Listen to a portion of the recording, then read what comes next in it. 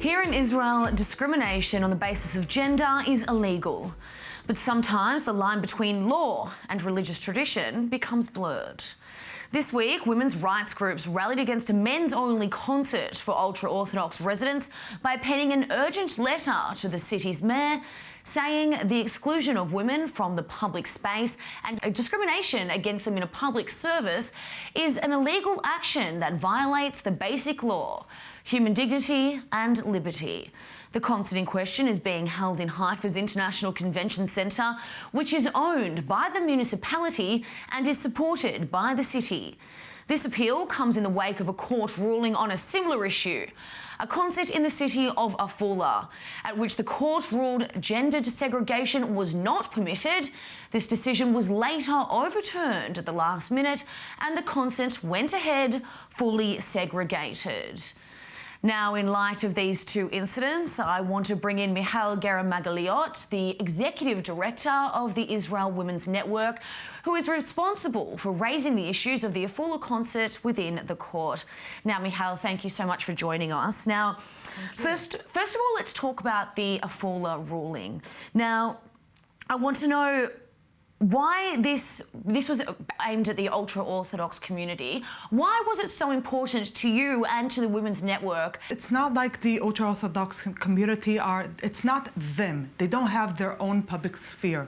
The public sphere is one for all of us, and we cannot be related to a group identity and when you're inside the public sphere. You cannot segregate the public sphere, not gender-wise, women and men. You cannot make it Mizrahi and Ashkenazi. You cannot put Jews and Arabs separated. This is equality is a basic thing in the public sphere for everybody. The law is the law, and it should be a blanket. The law is the law, and if you are segregating in any kind of way, it needs to be relevant. And the fact that some people want gender segregation is not a relevant interest in this position. Now let's talk about the court ruling, because you took them to your group went to court with this. Yes. And you won the case originally, and last minute had this overturned. And then there was another overturn. This week was a roller coaster in every single way. We'll talk about the public aspect in a second, but legal-wise, we were on Sunday in Nazareth, and the city of Afula said before the discussion that they are eliminating the gender segregation. So this was in consent, the verdict that we got, that said there will be no gender segregation in Afula, in the concert, and the police needs to make sure that nobody will put a mechitza, a barrier between one and woman, and there will be no signs, and so on and so forth.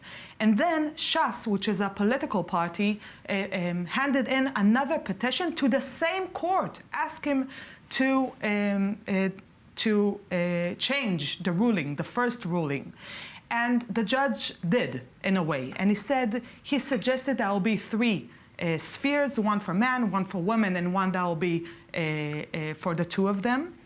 And he let the city of Afula, that agreed to cancel the segregation before, to decide again. And then we were yesterday night, we went to the Supreme Court, and they said that the second ruling was against the law, that he couldn't make the discussion, not what he decided itself. The fact that he made a discussion and he was overruling the same judge from the same court, it's impossible. But I really want to say something about the public discourse.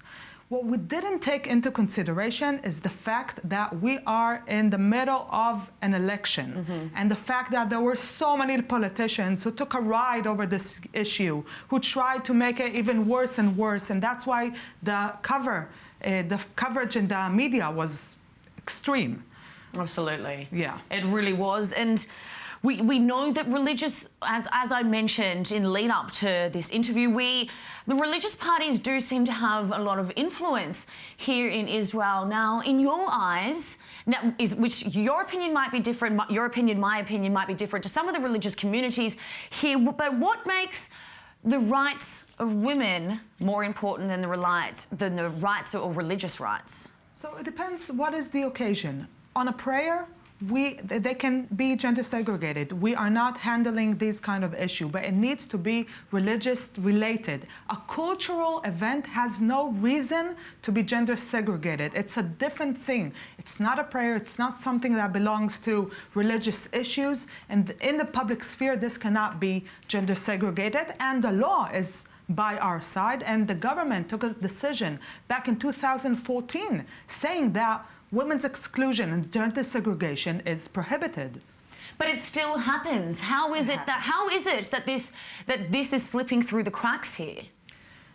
It's a very good question. I think that it has a lot to do with political power. It has a lot to do with the raising of very reactionist forces. We see it in the US in different issues, everything that got to do with abortion, which is rising again as a reactionist force.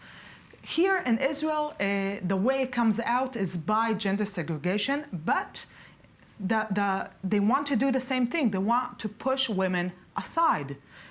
Last election on April, we have election every 3 months.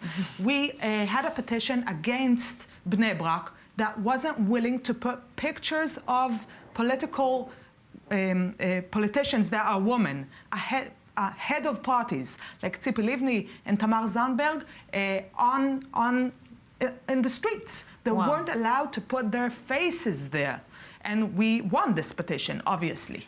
I want to bring the conversation, let's broaden it a little bit, because there is so many examples of where this segregation has gone on that have ruffled a few feathers. Now, I think the one that most people know about is El flights, where religious Orthodox gentlemen were having priority about where they got to sit. If a woman was sitting next to them, that woman was then asked to move. And this also included an 80-something-year-old Holocaust survivor. Yes. Now, how is it that this, in something which is a flight, which is, there's international, this is going all over the world, how is this possible that this was even allowed to begin with?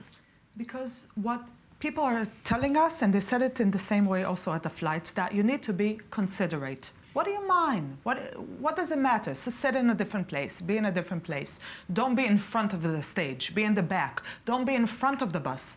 Be in the back. It's always, by the way, the same, that men are in the center and women are marginal. Men are up front and women are in the back. I want to be considerate, but I cannot be forced to be considerate. When I go up a bus, I can choose to sit not by a man, but I'm not willing to have signs telling me where to sit. It's a very big difference. Absolutely. And what about the education system as well? Because transport is not the only part of society where this segregation is happening. We know the ultra-Orthodox community are underrepresented in higher education here in Israel, and there are a lot of people that say that this has to do with the fact that men and women are going to class together. But it's not true. They have so many ways now to study gender segregated, and the government put hundreds of millions to make this segregation happen, instead of putting the money to improve their situation, which I think is a very bad decision. There is a lot of money being poured into it. $100 million shekels in that issue, and it doesn't prove itself. We know that more than half of the men that starts these classes and these diplomas, they don't finish it. I heard just under 80, for every 100 ultra-Orthodox students that go to university, more than 80 or around 80, between 75 and 80 of them end up dropping out. So I know that the smaller is a bit lower, but still it's very, very high. Very, very high, because it doesn't work out. They need to study in a different place. They need to strengthen their ability to study. And also the people that finish this diploma in the labor market are being marked as less good, which is a disaster, because employment is the main issue here. And the ultra-Orthodox community suffers from discrimination in the labor market. And we must also note that education is extremely important regardless, and it is something that obviously we want everyone to be involved in regardless of their gender or religion. Michal, thank you so much for joining us. Thank you.